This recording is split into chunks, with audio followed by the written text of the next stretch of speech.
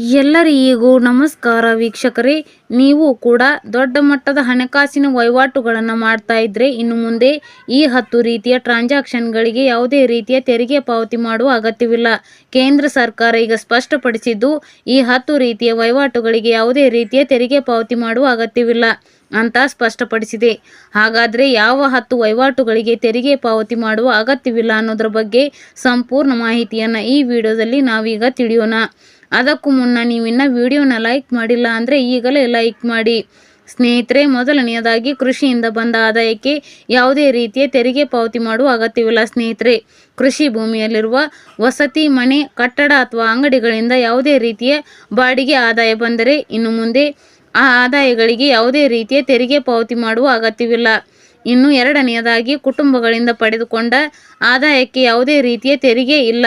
ಒಬ್ಬ ವ್ಯಕ್ತಿ ಕುಟುಂಬದಿಂದ ಆದಾಯವನ್ನು ಪಡೆದುಕೊಂಡರು ಅಂದರೆ ಅದು ಯಾವುದೇ ರೀತಿಯ ಆದಾಯವಾಗಿರಬಹುದು, ಗಿಫ್ಟ್ ಆಗಿರಬಹುದು ಅಥವಾ ಯಾವುದೇ ರೀತಿಯ ಉತ್ಪನ್ನದ ಆದಾಯವಾಗಿರಬಹುದು, ಆ ಆದಾಯಗಳಿಗೆ ತಿರುಗಿ ಪಾವತಿ ಮಾಡುವ ಅಗತ್ಯವಿಲ್ಲ. ಇನ್ನು ಮೂರನೆಯದಾಗಿ ರಜೆ ಪ್ರಯಾಣದಲ್ಲಿ ರಿಯಾಯಿತಿಯನ್ನು ಪಡೆದುಕೊಳ್ಳಬಹುದು.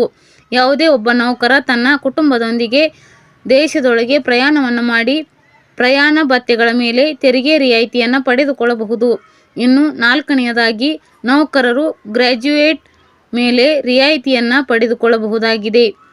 ನಿವೃತ್ತಿಯ ಸಮಯದಲ್ಲಿ ನೌಕರರು ತಾವು ಪಡೆದುಕೊಳ್ಳುವ ಗ್ರ್ಯಾಜುಯೇಟ್ ಮೇಲೆ ಯಾವುದೇ ರೀತಿಯ ತೆರಿಗೆ ಪಾವತಿ ಮಾಡುವ ಅಗತ್ಯವಿಲ್ಲ. ಇನ್ನು ಐದನೆಯದಾಗಿ ಭವಿಷ್ಯ ನಿಧಿ ಪಾವತಿಗಳ ಮೇಲೆ ಯಾವುದೇ ರೀತಿಯ ತೆರಿಗೆ ಇರುವುದಿಲ್ಲ. ಯಾವುದೇ ಸಾರ್ವಜನಿಕ ಶಾಸನಬದ್ಧ ಮಾನ್ಯತೆ ಪಡೆದ ಅಥವಾ ಗುರುತಿಸಲಾದ ಭವಿಷ್ಯ ನಿಧಿಗಳಿಂದ ಕೆಲವು ಸಂದರ್ಭದಲ್ಲಿ ನೀವು ಪಡೆದುಕೊಂಡ ಮೊತ್ತಕ್ಕೆ ಯಾವುದೇ ರೀತಿಯ ತೆರಿಗೆ ಪಾವತಿ ಮಾಡುವ ಅಗತ್ಯವಿಲ್ಲ. ಇನ್ನು ಆರನೆಯದಾಗಿ ಸೆಕ್ಷನ್ 10 ಅಡಿಯಲ್ಲಿ ಮನೆ ಬಾಡಿಗೆಯ ಭತ್ಯೆಯ ಮೇಲೆ ತೆರಿಗೆ ಪಾವತಿ ಮಾಡುವ ಅಗತ್ಯವಿಲ್ಲ. ಮನೆ ಬಾಡಿಗೆ ಪಾವತಿಯನ್ನು ಮಾಡುವ ಸಂಬಳ ಪಡೆದುಕೊಳ್ಳುವ ನೌಕರರು ನಿಯಮಗಳ ಪ್ರಕಾರ HRA ಮೇಲೆ ತೆರಿಗೆ ವಿನಾಯಿತಿಯನ್ನು ಪಡೆದುಕೊಳ್ಳುತ್ತಾರೆ. ಇನ್ನು ಏಳನೆಯದಾಗಿ ಜೀವ ವಿಮಾ ಪರಿಹಾರದ ಮೇಲೆ ತೆರಿಗೆ ವಿನಾಯಿತಿಯನ್ನು ಪಡೆದುಕೊಳ್ಳಬಹುದಾಗಿದೆ.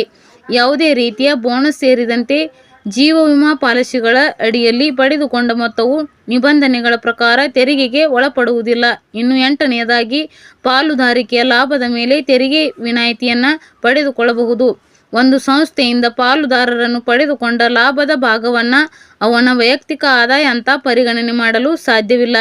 ಈ ಕಾರಣಗಳಿಂದ ಆ ಆದಾಯ ಮೇಲೆ ತೆರಿಗೆ ವಿನಾಯಿತಿಯನ್ನು ಪಡೆದುಕೊಳ್ಳಬಹುದು. ಇನ್ನು 9ನೆಯದಾಗಿ ಅನಿವಾಸಿ ಭಾರತೀಯ ಆದಾಯದ ಮೇಲೆ ತೆರಿಗೆ ವಿನಾಯಿತಿಯನ್ನು ಪಡೆದುಕೊಳ್ಳಬಹುದಾಗಿದೆ. ಅದೇ ರೀತಿಯಲ್ಲಿ ಕೊನೆಯದಾಗಿ ವಿದೇಶಿ ರಾಯಭಾರಿಗಳಿಗೆ ಸಂಭಾವನೆಯ ಮೇಲೆ ತೆರಿಗೆ ವಿನಾಯಿತಿಯನ್ನು ಕೊಡಲಾಗುತ್ತೆ.